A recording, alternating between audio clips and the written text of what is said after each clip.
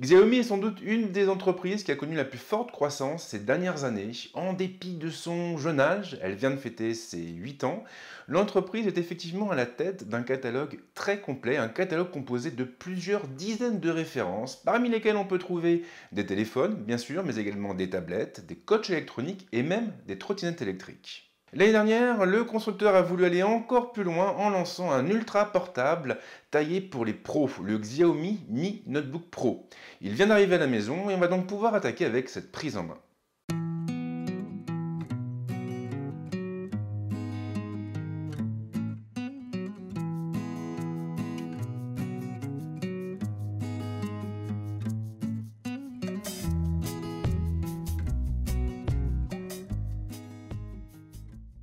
Alors je sais que la partie consacrée aux caractéristiques techniques n'est pas la plus excitante, mais elle est indispensable dans ce cas, car le Notebook Pro se décline en plusieurs modèles différents. La version qui m'a été envoyée est dotée d'un écran de 15,6 pouces, un écran non tactile capable d'afficher du Full HD. D'ailleurs, on a un Intel Core i5 de dernière génération, couplé à 8 Go de mémoire vive, avec 256 Go de stockage. La carte graphique, elle, eh bien, c'est une GeForce MX 150, et c'est à peu près tout. Derrière, bien sûr, on trouve aussi du Wi-Fi 802.11, du Bluetooth et une batterie de 8000 mAh qui est censée conférer une autonomie située entre 6 et 7 heures en moyenne. Côté prix, eh bien, le Xiaomi Mi Notebook Pro est clairement attractif puisqu'il est proposé autour de 800 € en import. Maintenant que les présentations sont faites, on peut passer au vif du sujet et attaquer avec le déballage de l'ordinateur.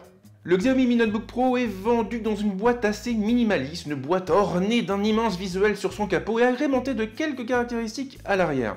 Le constructeur a d'ailleurs choisi de ne pas s'épancher et de se focaliser sur la base en s'attardant sur le processeur de la machine ou sa mémoire vive.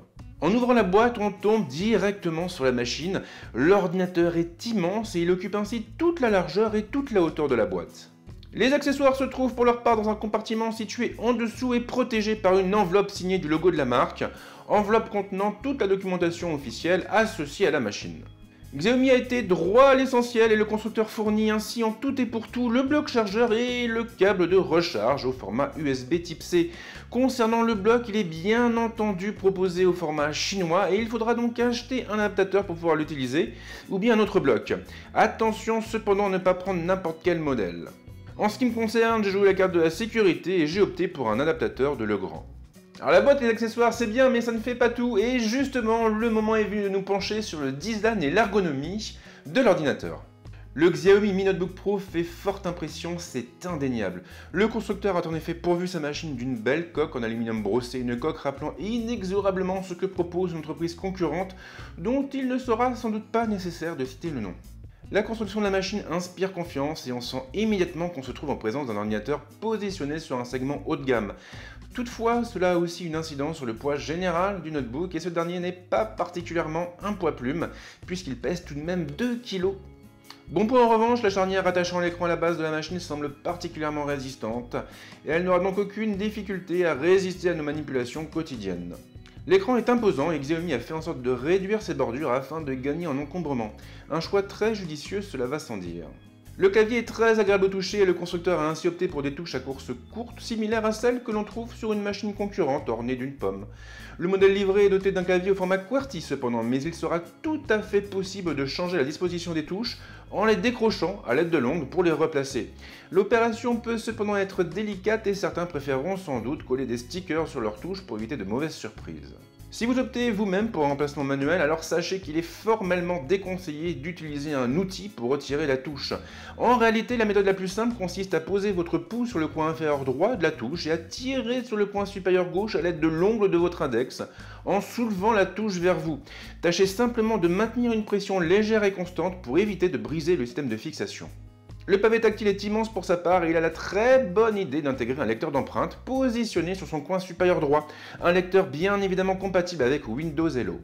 La connectique est plutôt généreuse et elle est placée sur les deux tranches de la machine. À gauche, nous trouverons ainsi une sortie HDMI, deux ports USB au format traditionnel et la prise casque. De l'autre côté, sur la tranche droite, nous aurons deux ports USB Type C et un lecteur de carte SD. La ventilation est située au niveau de la charnière et sur la paroi inférieure de la base. Du coup, eh bien, le Xiaomi Mi Notebook Pro vous tiendra chaud en hiver. Le Xiaomi Mi Notebook Pro en impose quelque chose de bien visuellement, c'est certain. En revanche, son poids ne doit pas être pris à la légère, c'est le cas de le dire. En réalité, si vous êtes plutôt nomade, si vous avez tendance à courir toute la journée, il vaudra mieux vous orienter vers le Xiaomi Mi Notebook Air qui est bien plus léger et bien plus adapté à cet usage. Alors pour l'instant, je peux pas vous dire ce que vaut l'écran ni le processeur, j'ai pas encore eu le temps de bien tester la machine. Je vais le faire durant ces prochaines semaines et j'essaierai du coup de faire une vidéo récapitulative un peu plus tard, d'ici le mois de février ou mars, pour vous donner mon ressenti global sur cette machine. En attendant, n'hésitez surtout pas à vous abonner à la chaîne ou même à lâcher de petits pouces bleus parce que ça fait toujours plaisir. Et on se retrouve très vite avec d'autres vidéos. Ciao!